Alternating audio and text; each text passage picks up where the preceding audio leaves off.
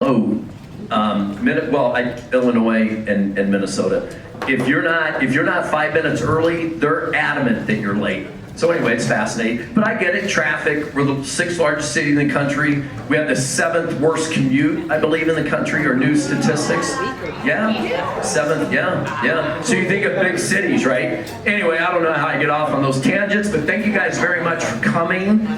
We are gonna experiment in different rooms. I like a wide room. I prefer to be here and talk to everybody versus going up and down the aisle. So we are going to be experimenting with the room across the door.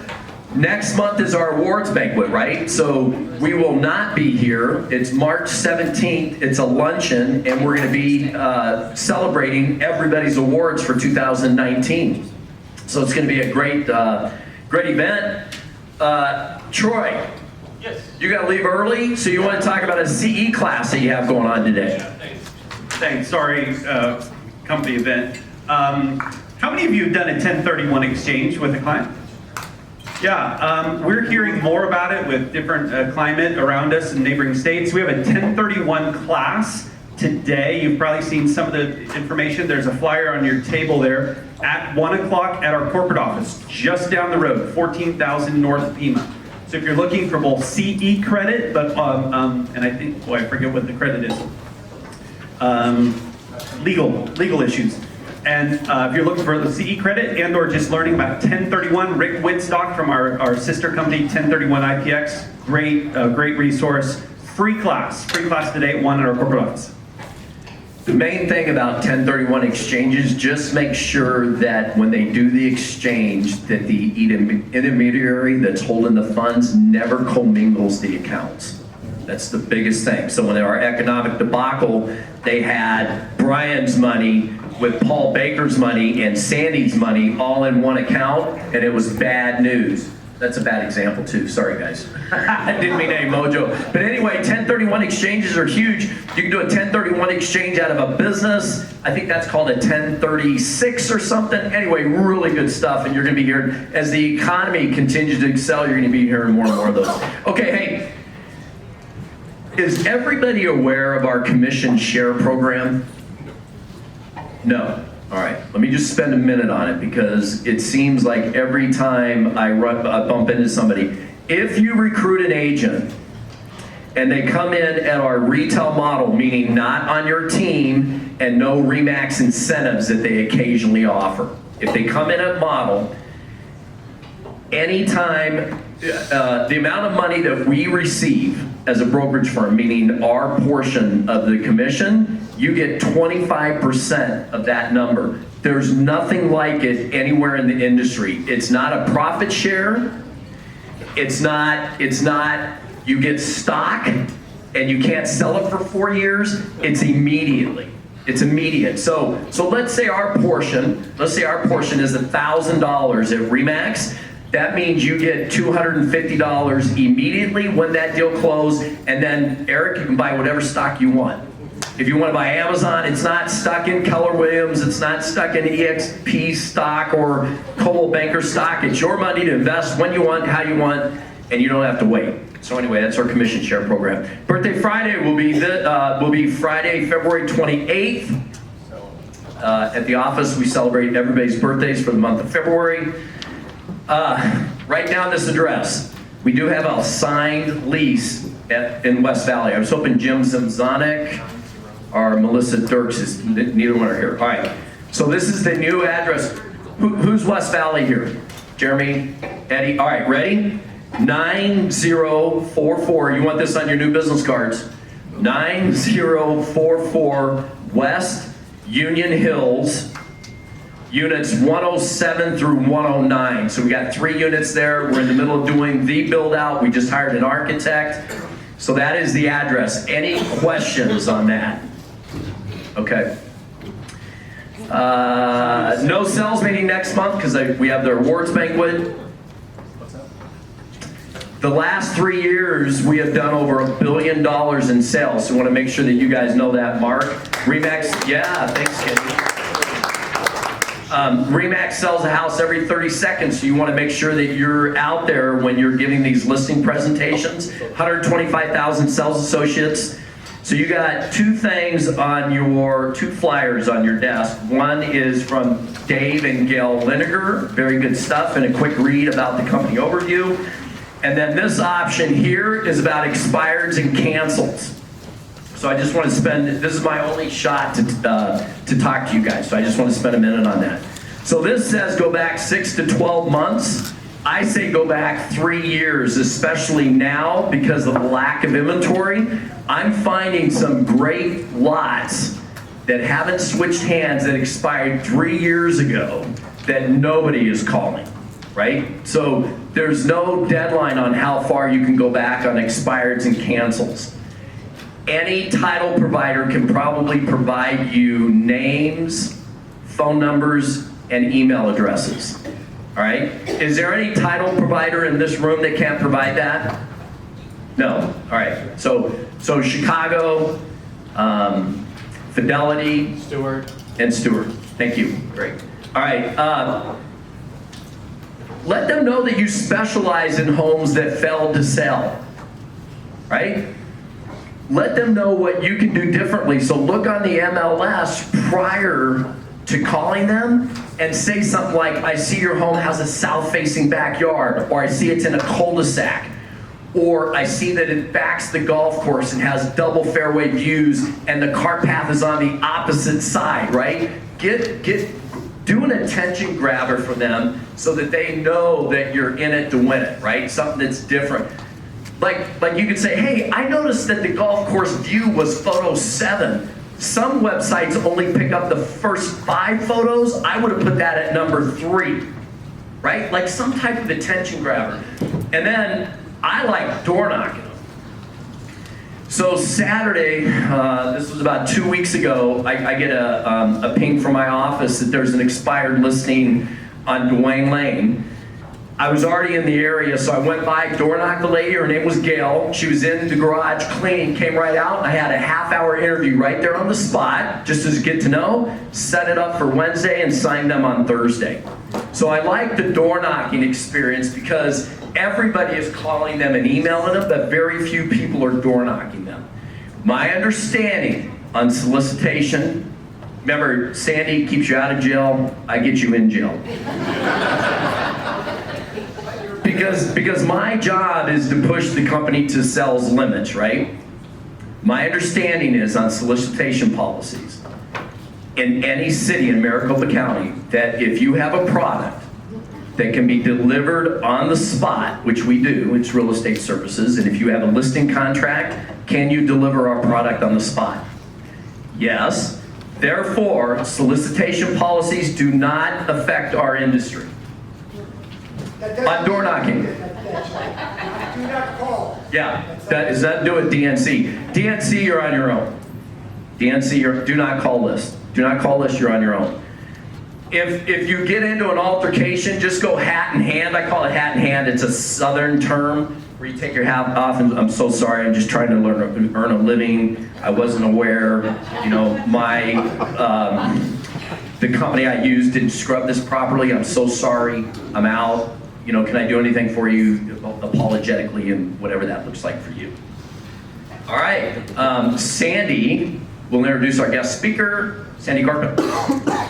So being the follow-up with the behind Dell, with his energy, I feel confident. And then with our next speaker, I feel kind of confident being his opening end. So, but two things I want to say before we get started. Congratulations to Kenny Mallett, who I think recently closed his biggest deal ever last week. Yes, congratulations. Peggy Young, congratulations to you. She closed her biggest deal ever last week. Amy Cole, not only was it her biggest deal, and I don't know the official records, but it might have been the biggest transaction Remax Fine Properties has ever done. I don't know that for a fact. But you did it for free, right? Yep. Yeah. R4, who's going to R4? Anybody in the room? I know there's a few of you. R4, okay? You're gonna get an email today. Please, the email is simply gonna say, if you're going, email me back that you're going. I don't need 280 responses that says I'm not going. It'll save me a little headache on the emails. All right, I have the pleasure of introducing our speaker. So, MLS is everything that we do. Our lifeblood is the MLS system. And it has gone through so many changes over the years. Matt Consalvo is the CEO, and I've gotten to know Matt a little personally as well as professionally. And I will tell you, he is just a stand-up guy. When I admire and respect that, Matt, amongst other things, you can ask him any question you want, and he will not dodge the bullet. He will answer your question, he'll hit it head on. He's just a terrific guy, and he's agreed to speak to us today. MLS Rule 8.0, we all know about it, we've talked about it, I sent out some videos about it. It's controversial, it's coming whether we like it or not. Here's your chance to understand it better. So, Matt Consalvo, thank you.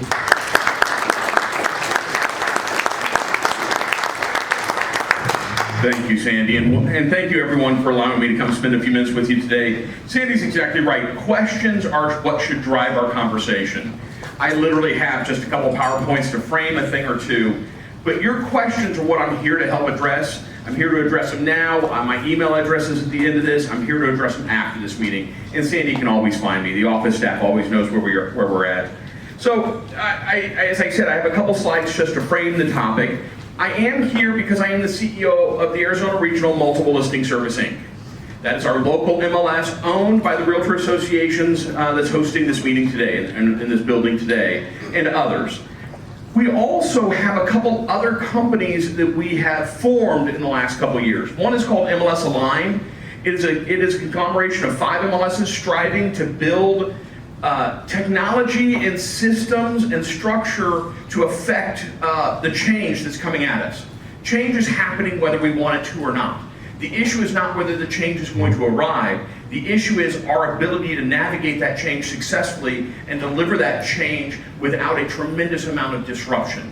As we talk about what's called clear cooperation, also NAR Policy 8.0, MLS Policy 8.0, we have strived to make some changes to our current policies and systems to make the delivery of that mandatory policy better. And we're going to talk about that in just a moment.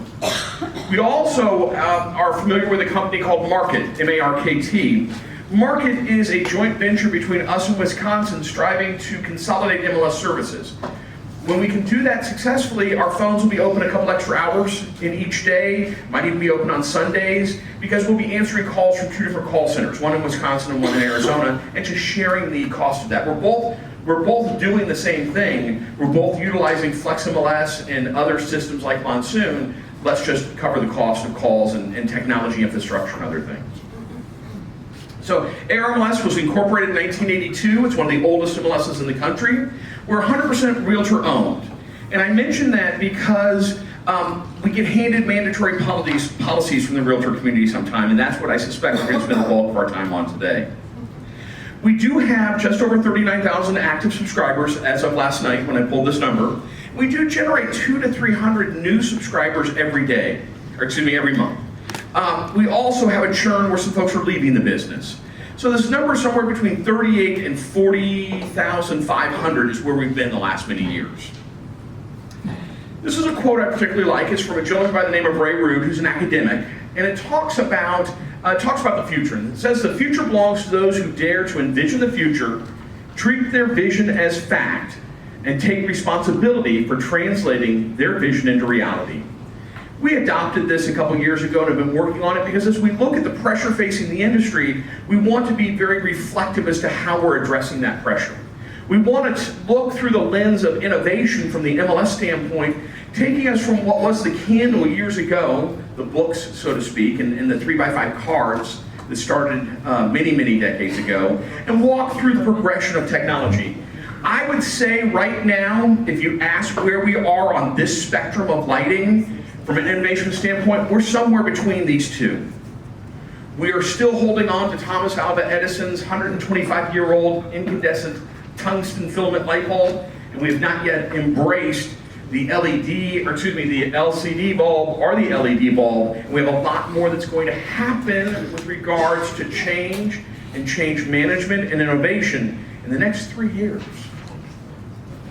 If you want to know what's going on, the ARMLS roadmap is always published. We always try to be as transparent as we can about what's coming and happening. It's at armls.com. And in that, one of the things you'd find is this idea of this NAR clear cooperation policy. And the policy basically says that within 1 business day of marketing a property to the public, the listing broker must submit the listing to the MLS for cooperation. Let's talk about what marketing is, because it's a vague term in this policy, in my opinion. Marketing is anything that exposes the listing outside of your brokerage. If you look through that lens, you'll be pretty successful with it. So if we had a listing here that was an office exclusive, I'm not a practicing agent, but pretending I am at this moment, and you're all part of my family in my office, I could share that information in this room right now, and that is not triggering any compliance with this policy at all. But as soon as I put the sign in the front yard, as soon as I put it out on social media where non-agents can see it, and as soon as I go to a marketing meeting that has somebody outside of this family of RE/MAX Fine Properties and has agents from competitive brokerages, that is considered marketing. And the reason why this came about, because a lot of folks want to talk about our implementation, which I have information for you on. But we also need to talk about why. And one of the challenges we're having in this low inventory market that Dell pointed out on earlier is that listings are being kept away from this thing called the organized marketplace, called the MLS. And the agents, the practitioners subscribing to the MLS will be out with their clients, they're being asked about a property that they can't find the information on. Regardless of a commission, regardless of other factors or considerations, they just can't find it in their tools. And what we see, not so much in Central Arizona, but we see in a couple other competitive marketplaces, sometimes 8 or 9 or 10 different databases sprouting up where properties are listed in, and private networks where properties are listed in, and some have different subscription fees. There's a lot of investigations going on regarding fair housing in some of those practices. As I said, I don't see it in Central Arizona. We're fairly homogeneous in that we have a very structured MLS environment. But there are other markets that just don't. And so this clear cooperation policy is a national policy. And national policies are very difficult to craft that doesn't catch a lot of odd things in the net that it throws out. We recognize that. One of the things I like about how they wrote this policy is they left some of the delivery mechanisms local. And so as we look at it from a local delivery, we have to comply with it, but we're going to try to change some things around in our local marketplace to get there. I have this slide up. This slide looks just like the page at armls.com, and if you just hit the search bar and look at Clear Cooperation or NAR 8.0, you'll be able to find it. It is a dynamic page. It's always updated with the most current information. And that's the key, is if you want to know what's right, what's fresh, what's real, this page is what's going to be the tool for you. And this slide represents everything I can definitively publish and tell you about our implementation, which is nothing, because it's not been voted on by the board of directors yet. But I will tell you what I feel is coming, but you have to respect the fact that it's not voted on yet, and as a result, there may be a little tweak to it. So what I don't want is a picture of my slide being posted on social media yet. You can post that one. You can post that one all you want. What I can't do is have you post what I know is coming, and that meeting is Monday. So I'm going to tell you what's going to be voted on and what's going to be discussed at the board of directors on Monday, the 24th. And once that vote happens, that prior page I had up will be updated with all that information. Sound good? Fair deal? And I'll go through what I feel is changing. If you have questions on that particular topic, raise your hand. Let's get the questions out in the open immediately. And I'll walk through about 7 things that we're striving to do to make the delivery of this policy the best for our market. First of all, this idea of a delayed status that we launched year and a half ago, we're going to modify that. We're going to change its name to Coming Soon. It's fairly benign, I know. There's not much meat there. But it is going to happen. The delayed status is going to become Coming Soon. And in the Coming Soon status, you as subscribers will have the ability and the rights to modify the on-market date, which you currently can't do, and the list price, which you currently can't do. It's a real pain. If you want those things changed, you've got to call us up. We've got to wave a magic wand over the system and move those things around. The purpose was, in a delayed status, there were no showings. Yes? And there was a fixed date in the future when it was going to come active. And we wanted everyone to have the same swipe at that, knowing what that date was, and that date to be somewhat locked down. Well, the most significant changes we move from a delayed status to a coming soon methodology is there will be showings in that coming soon status. And as a result of there being showings, that on-market date is less significant.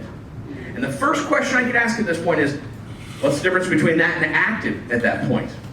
It's the right question. Active statuses distribute out through a wide breadth of channels. Some of them national channels like a Realtor.com or a Zillow. Some of them local channels like IDX websites for yourself and others. Coming soon properties will not distribute out of our system unless you personally, as a transactional agent, grab it and send it to your client. And you have that right. But the listing agent does not have a method of rapidly sharing it to all the national portals in the coming soon status. Yes, sir? Do you put days on market? No. That could change. That's one of the things that I don't want to slide to this yet. But the motion in front of the board of directors is we will not accrue days on market, but you can only have it in the status for 30 days.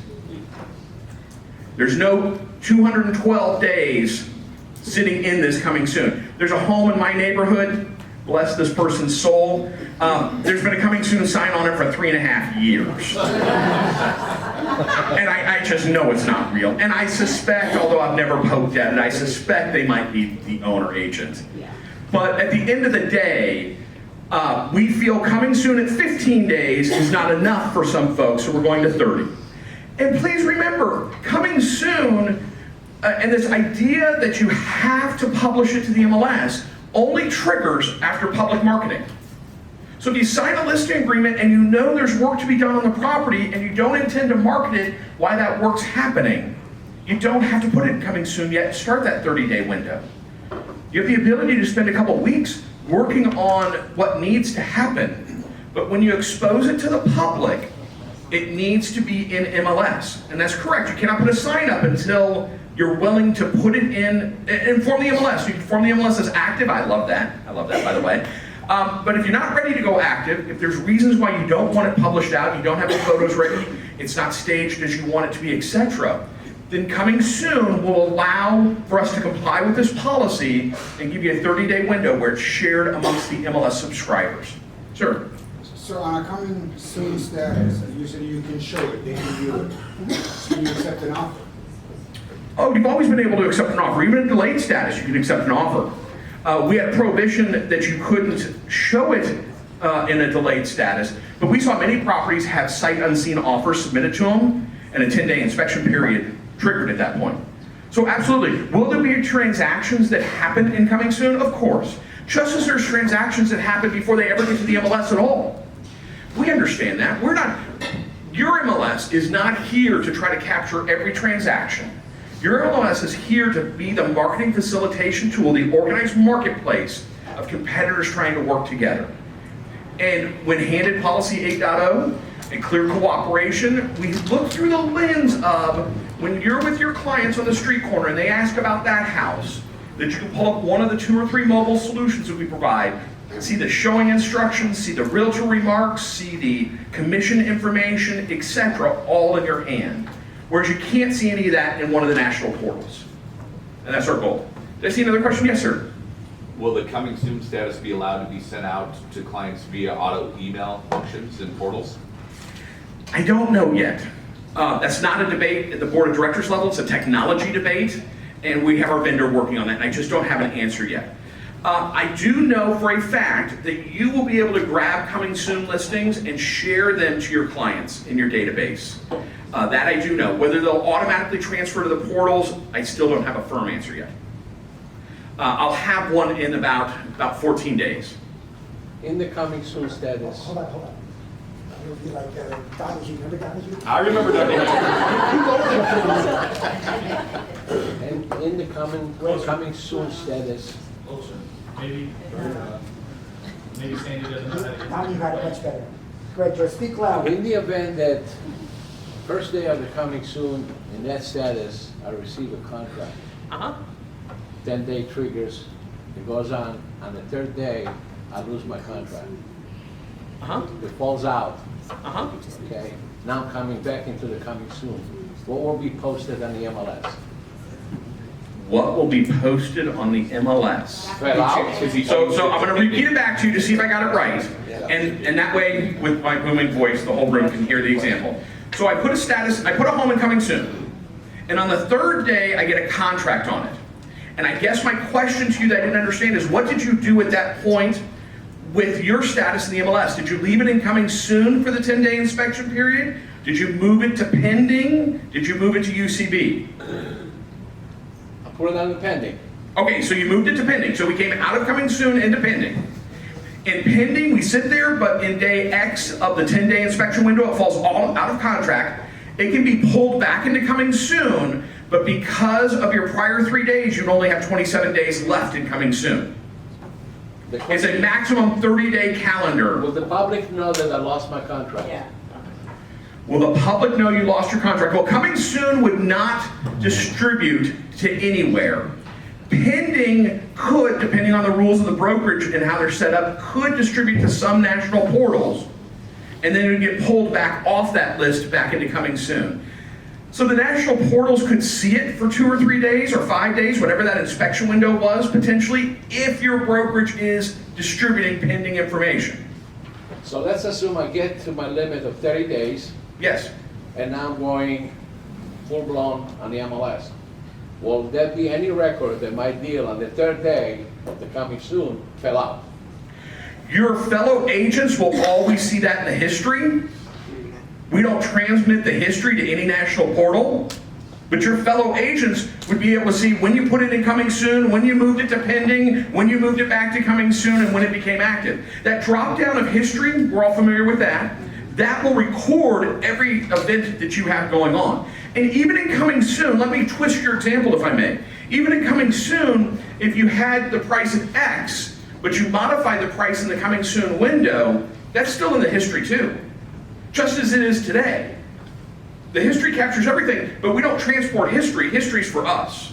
Just wanted to clarify. Okay. Excellent. Did I see another question? Okay, let me look at a couple other notes here. So we talked about showings. We talked about 30 days, and currently there's 14 days that can sit in delayed status, but we're going to move that to 30 days. It will be a penalty violation. And this was hotly debated. We spent, the committee that dealt with this spent a couple hours talking about it. Here's the recommendation they have to the board, which could change. But the recommendation is a penalty violation. I don't believe that will. It's a $500 violation. At the 5th violation, the broker gets involved. And so Sandy and I could have a conversation at that point. And that's the 5th violation of a single user, not of all the users in the market. On the same transaction, Not on the same transaction. The 5th violation of this policy, of the same person or different, there are five individuals had it at one time. same person doing it 5 different times, being told that it was wrong 5 different times, having a violation invoice of $500 issued for each of those events. If after 5 times of not understanding this policy through all of our opportunities, you and I, my friend, would have a conversation about it, and with hopes that the broker would want to also have a conversation with their You know agent. my friend Paul Baker stands 6'8", 350 pounds. My son's second grade class only gets 3 warnings. So how's We were it, okay. how's it policed and regulated? Self-violation or? Let me get into the policing question just a moment, if I could. I want to hit 1 or 2 more points on the violation. $500 violation. Our intent is to take the first 90 days and make them purely educational opportunities. So we believe this will become active early April, and our goal would be to spend the 90 days after that with every infraction we see on this to be an educational opportunity, hand out educational material, make sure that the broker CC'd on it so the broker's aware that this came across our window and here's how to fix it. And then the 90 days after that is to make it a $250 violation. So we've got 3 months of 0 and 3 months of $250 before the 500 kicks in, and mathematically we're going to be right about the first of the year at that point. And going back to your question, sir, about policing, we have very few proactive tools. We have very few proactive tools to go out and hunt for these things. Most of what comes across our horizon is reported by each other. And that's very more times than not, MLS infractions are infractions of other subscribers, practitioners, agents, brokers who are informing the MLS because they know that this behavior is wrong because they don't do it. So what we see is we'll get a lot of photographs of signs in front yards. We'll get social media posts where people have snagged the image of the social media post and sent that to us. That's the two ways I think we'll get the most information. I believe it'll be the marketing in the yard that will be the first kind of landmine that folks are going to step on, that we're going to have to educate them, that triggers this policy. Other questions? Yes, way in the back. And the new coming soon status, Working out. In the coming soon status, will we be able to show the property, or we're still not allowed to show? No, showings are allowed and coming soon. We're working on integration with Showing Time that would allow Showing Time to even be able to control those showings for you. For those of you who are Showing Time fans. We're still working on that, which is why I think this will get voted on in February but not become active until April. But no, definitely showings would be allowed and coming soon, and that it would no longer be a violation. So Matt, in a sense, this policy could also possibly eliminate exclusive listings. So when you make the term office exclusive to me, there's actually a paragraph policy on the books at NAR that talk about office exclusives. And I will share with you, this discussion started on that policy.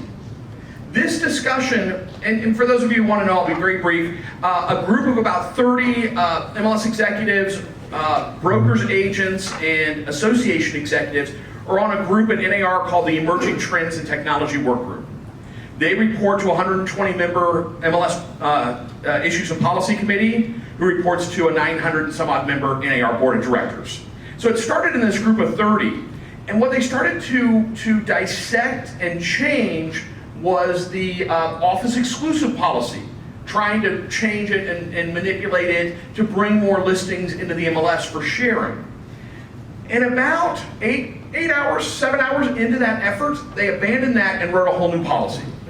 So the office exclusive policy still exists, Sandy, and in this environment, I could have an office exclusive that I could share with all of you within this meeting. I can even share it by video to agents who aren't in this meeting, as long as that video only goes to our agents and it doesn't violate anything. Where it triggers is when it gets exposed to somebody who's not affiliated with this brokerage. So the office exclusive does still exist. So, yeah, but it's modified, right? Because back in the day, when we couldn't put up a sign and say exclusive only, you can't do that anymore, right? Because you put up the sign and now you're advertising to the general public. Yeah. So let me just, so I've been talking to a lot of you over this last month or so. So let me just tell you things that I'm hearing about how people are gonna get around the system, right? So one of the requirements in MLS is you have to co-broker. But if you really want this exclusive listing, and by the way, I'm not advocating this. And if you're gonna do an exclusive listing, after 30 days, it has to go into the MLS system, you have to co-broker. People can put down a lower dollar co-broker to dissuade a potential buyer from not showing that property because it's a low co-broke, right? But you met the requirement, it's in the MLS, you have to co-broke in MLS, there's no requirement how much. So I'm talking about that, kind of getting around the system. I absolutely could see that. And I want to make sure that I put an asterisk on this conversation and note that NAR, 5 leading brokerages in the country, and 22 MLSs by geography are co-conspirators in a federal lawsuit talking about that very mandated rule that says you must co-broke in the MLS. It's a fascinating read if you want to kill some brain cells. It's the Morrell case out of the Northern District of Illinois. It is a lawsuit that is active, that will probably be around for 10 years. That's my over-under number. In the Morrell case, they point to the very rule you talk about, which says if you put in the MLS, you must offer a co-broke. That co-broke must be a positive figure, and for your MLS, it must be a full dollar integer or higher, which means $1 or more, or 1% or more. We have no fractional variables in those two fields. Could we see a coming soon listing with a co-broke of Y and a active status syndicated to the world with a co-broke of X? Yes, we could see that. And it's up to brokers to decide how their office policy is with those types of things. Could we see an arbitration case because of the change in co-broke? We could, but I suspect we wouldn't, because I believe that in coming soon it would be lower than it is in active, but surprise me, I could be wrong. Currently we have listings out there at an X co-broke that move down to a Y co-broke at some point in the life of the listing, and those sometimes face some challenges. But yes, we could see that. The other issue, just to put the other topic that I hear out on the table, is what is the behavior of the seller? The seller owns the home. What is the behavior of the seller? Can the seller put a for sale sign in the yard? They can, sure, it's their house. Yeah, it can't be your brokerage name on it. And it becomes basically a for sale by owner at that point. And that's going to be a challenge, not because of all of you and Remax Fine Properties. That's going to become a challenge with some of my other participants that own the asset as a corporation and have a marketing brokerage entity also. The corporation will try to market the home through some manner, and as a seller and an owner of that property, that's going to be a challenge because their names are so similar to the brokerage name. And it's labeled at policy 8.0. I suspect there could be an 8.1 or an 8.2 that try to define the relationship of what marketing could exist before the triggering of the brokerage exclusive right to sell or exclusive agency agreement. And that's going to be tricky to figure out. I hate when we try to tell sellers what they can do with their property. I really struggle with that. And I hate when we put handcuffs on our subscribers and agents like yourselves in how you want to interact and gain that listing, because listings are gold right now because there's so few of them. So as the national policy body looks at crafting 8.1 or 8.2 or 8.05, whatever they're going to call it, we're going to have a pretty loud voice of trying not to be restrictive in that. But also understanding we'll see some bad behavior come out of the woodwork. I think there's a question over here still. Yeah, when you had mentioned that we could broadcast the coming soon within our own office, if that happens, I'm loud No, enough. they can't hear you, but that. So if an agent broadcasts the coming soon within their own office via company-wide email, and then another agent throws it on it, social media, without my knowledge. Yep.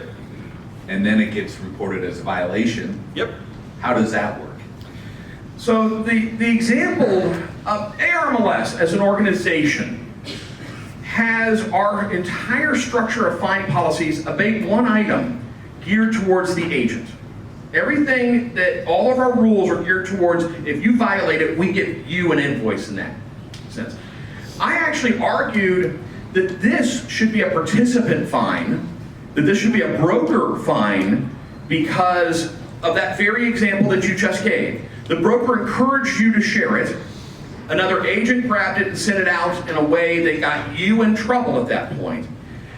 And as a result, there's a lot of debate still if there's a broker component to this, of a transfer of that fine into the participant's name, or if the participant should be involved in the fine structure. And at this point in time, what's going before the board of directors does not have that in there.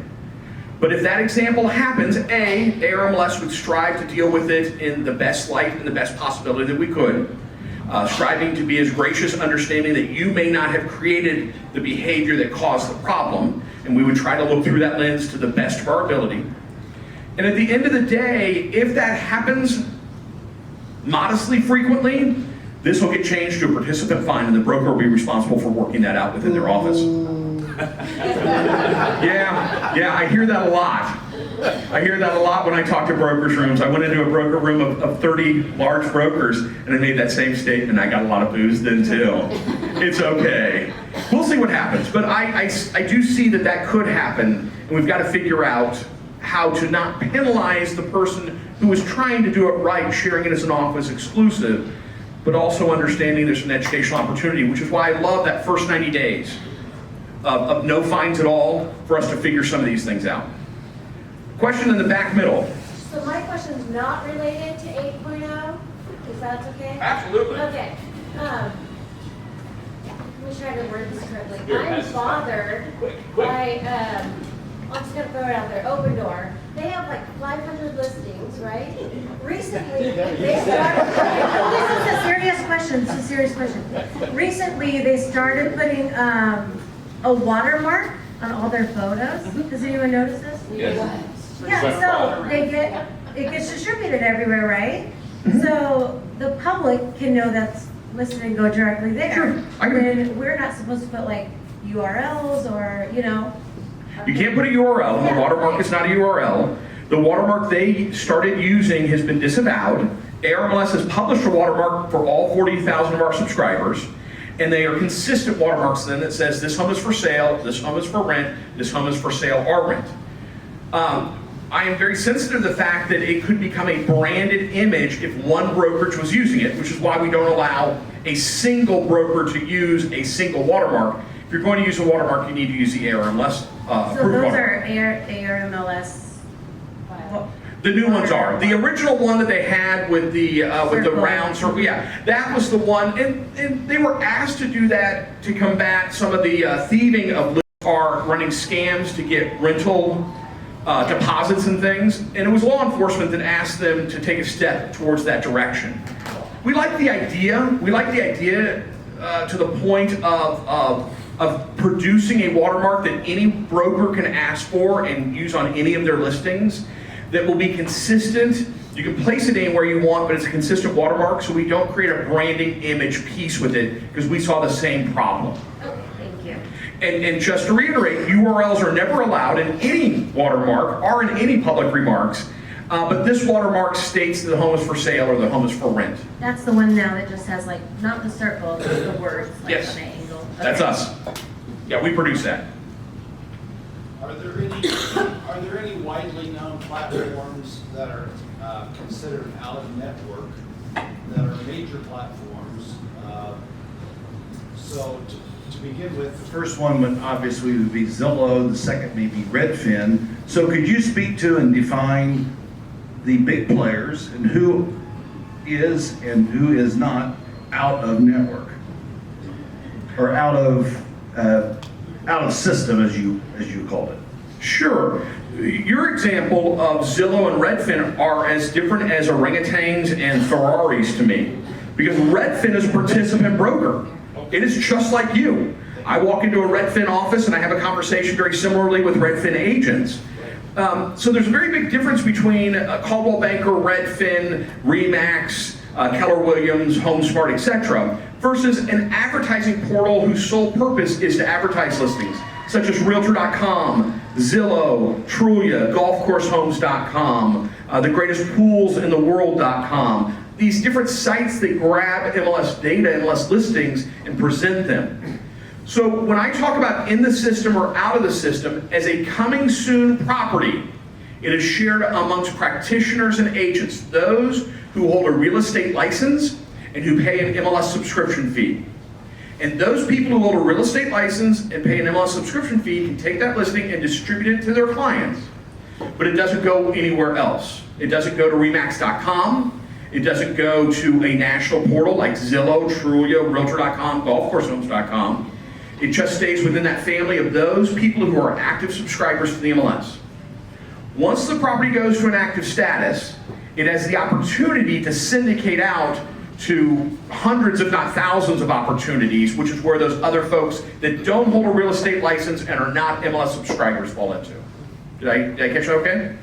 pretty much. So simply put, Redfin would be able to broadcast or syndicate out, and Zillow would not. Is that true? Redfin would have access to the knowledge and the data, but Redfin could not broadcast out on a website like redfin.com without a connected relationship. So the vow settlement has sunset. Those rules that we've lived under for the last 10 years have sunset. And I'll think about that question more. Thank you. If you want to send me an email, I'll put up my email address real quick. If you want to send me an email, I'll get a better answer on that because I'm going to think about that a little bit more. But the virtual office website rules over the last 10 years are no longer there because that agreement's sunset. But just real quickly, we need to architect change and architect our future. That's the important thing we need to do as an industry. There's my email address, matt@armls.com. And sir, if you'll send me that question, like I said, I'll ponder it and give you a more complete answer. And anyone else in the room, if you have questions, if I can't answer it, I promise I know how to forward emails. Sandy? So here's a fallacy I'd like for you to, which I did, for those that don't know, I also serve on this Rules and Regulations Committee. And you made an announcement about 2-3 months ago that I never knew. Can you tell everybody when people are fined, where that money goes? Sure. We collect fine revenue. We try not to. We try not to, but we do. And that's a reality. We have always budgeted that fine line as zero. And I came back to the board of directors a while back and I said, we budget for zero, but we collect money, but we didn't want the money, so why are we keeping it? And the board of directors said, that's interesting, keep going. And we came to a policy conclusion that we now donate all of our fine revenue at the end of each year. We donate it in 3 paths. The first third goes to the Realtors Disaster Assistance Foundation at the State Association of Realtors and is administered by either them or by a local chapter like here, it's called the Hutch Fund. So 1/3 of that revenue goes that direction. And rough and dirty, that's $30,000. The second third goes to an educational scholarship at Arizona State University, Barrett's Honors College, earmarked for academic research with regards to city planning, urban development, land use, water use, smart use technology and how it can impact the urban environment in the future, etc. There's a faculty board of 4 or 5 faculty members that I've met with and spoken to and given them our passion, our vision, and they interview candidates that apply for those scholarship dollars. And that's an endowment scholarship, which means that it will continue to grow over the years and outlive all of us. And I think that's good because we need smart minds paying attention to the things that we need to know for our future. So that's 1/3. And the last third is broken up to a couple different paths, but it's earmarked for 501c3s, those are nonprofit entities, that have the mission of housing. So we have donated to Habitat for Humanity. We've donated to the Arizona Housing Coalition. We've donated to a group down in Southern Arizona where we hold an MLS called the Wishes Foundation, which is about new education and new homeowner education. We donated to an entity, I forget the name, but they were about foreclosure abatement and assisting to prevent foreclosures. But that last third is broken up to 3 or 4 charitable entities, all 501c3s, governmentally regulated, nonprofits, all with a housing-related mission. And those monies are donated in December of each year. We accrue money throughout the year. We hold it in our bank. In December, I go to the board of directors and I say, here's the checks that will be distributed. They just give me a nod, no motion needed, and off it goes. Sir? Tax deductible? It is tax deductible for Arizona Regional Multiple Listing Service. It is not tax deductible for the great subscribers that contributed into our system. It is, and it is tax deductible on our corporate tax return, not on anyone's individual. Thank you for your time today. Wait. I have one more question. I'll save this for the last. Okay. Near and dear to my heart with you and with you. Will there ever come a time when an agent makes a mistake in MLS, my deal closed. Sandy, it closed, I forgot to change the date, can you put it back to active? Sandy, I forgot to change the price. Sandy, I made a mistake doing this, and I'm not complaining, but I must get 2 or 3 of these a day, okay? So will there ever come a time where the agent will have a certain amount of time from the time the deal closed that they can do it themselves without having to come to the broker? Is that a good idea? Yes! You guys like that idea? Yes! I expect we'll turn that on in about 8 to 12 days from now. Really? Really. So,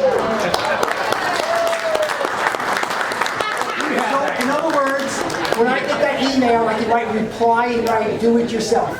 You'll see a campaign coming out in the near future that I think it's a 10-day window. I think you're right. It might be 7 days. But whatever that window that brokers about opportunity for the listings, that the agents will have opportunities to behave those same transactions, those same functions. So you'll have 3 paths to fix it now if you know you have an error. Path number 1 is you can't do it yourself. Path number 2 is you can call your broker, email your broker. I encourage you to do that to Sandy 100% of the time. Path number 3 is you can always call the Data Integrity Department at Arizona Regional Multiple Listing Service, and we will get the information and do what we can to assist you one way or another. Either help walk you through it or do it for you, whatever is reasonable for that need.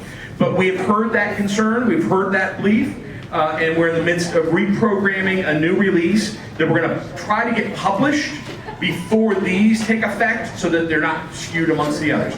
Oh, the last thing I got is 90 days is currently the window of time to reset days on market. Yes. I believe, it's a motion, I don't get to vote, they do, but I believe that that'll be moved to 45 days. Woo. With that, thank you all.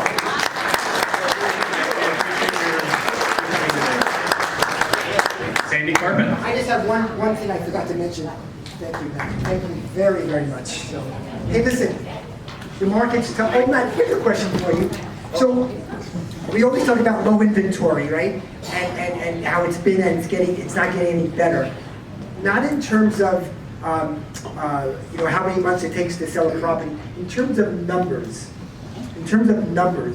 what would be what is a normal market? Because we haven't been in what we call a normal market for probably a decade. That's a moving target. That's too hard to hit. There's not a single answer to that. I feel very comfortable when we're, certainly about 16, 17,000 single-family residential property class 1 list in the area. So you have to slice that a couple different ways. We are at historic lows, and our population continues to grow, which means that what was normal 6 years ago doesn't have the same population drag on it as it does today. We need more houses, we need more properties listed. We aren't building them fast enough, and folks aren't moving fast enough. And I believe, given all the things I've read and all the things I've seen, I believe that exists for at least 2 to 3 more years into the future. The biggest change would be a change to financing that would cause that to shift. But absent that, I think we're in this low housing, low inventory, kind of doldrums for a while. Greg, it's yours. Thank you. Perfect. Thank you again, Matt. Yeah. All right, we have a few new agents with us today, so everybody give them a big round of applause. Say thank you for managing here. We have a few new agents with us today. We have a number that aren't with us because they're out working. I've already heard that there's a couple that are actually on our appointments right now. Julie Tucker, stand up and say hello. Tell us where you were at before and a little bit about yourself. My name is Julie. I was an agent for many years.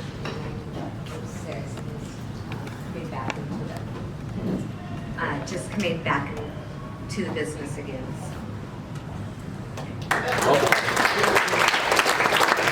And just go ahead and hand it straight to Kathy.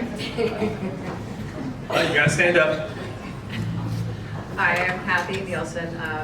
I have recently moved my license from Hutton Real Estate over to Remax Properties. Looking forward to, and Julie and I are teaming up, so. Great, thank you. Pass it all the way down to the end. Tanya Rhodes. She was here. She wasn't here last month, but she just joined us just about a month and a half ago. Good morning. Hi, I'm Tanya Rhodes. I know a lot of you familiar faces. I'm a boomerang, I guess, with a raspy voice. I started with Fine Properties years ago. My pal Karen Pericarello here was so gracious to, we did great things together. Anyway, I went away for a bit, but I'm back and I'm so delighted. I'm also taking over my mom's real estate business in Flagstaff. She started the Remax in Flagstaff 28 years ago, and I am so blessed to allow her to retire, have some fun. So I have a dual market. I'm from Flagstaff. I know a lot about it, so if I can help you, I will be glad to take care of your clients. But I would like to get to know everyone. And Dale's got me charging with Melissa Dirks and Sandy, my pal, so thank you. Good to meet everyone. Thank you. This one right here, we've been working on this agent for about 4 months, and we finally were able to get him over. Eddie Parrish. Hey, Eddie.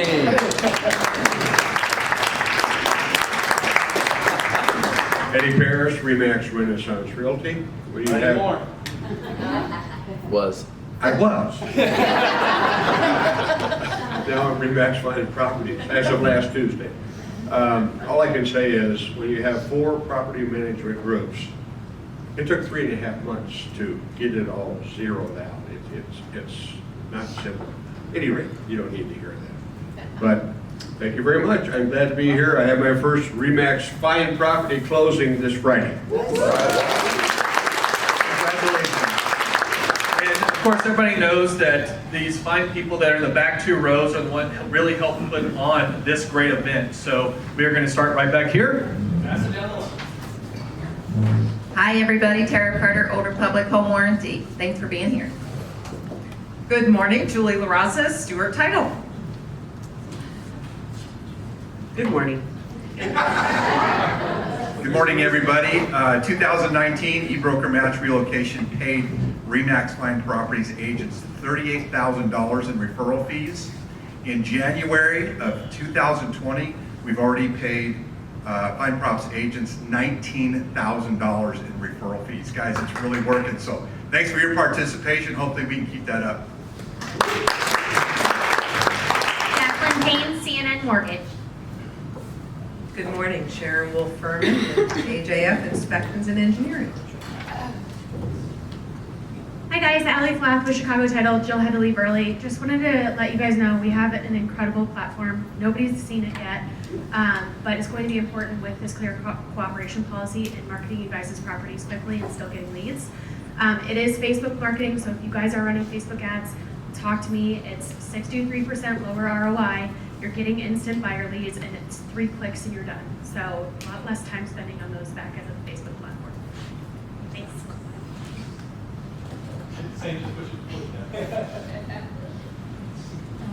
Hi, Dennis Nobby. I'm the owner of Horizon Inspection Service, and I continue to meet and work with so many of you, so I appreciate the opportunity.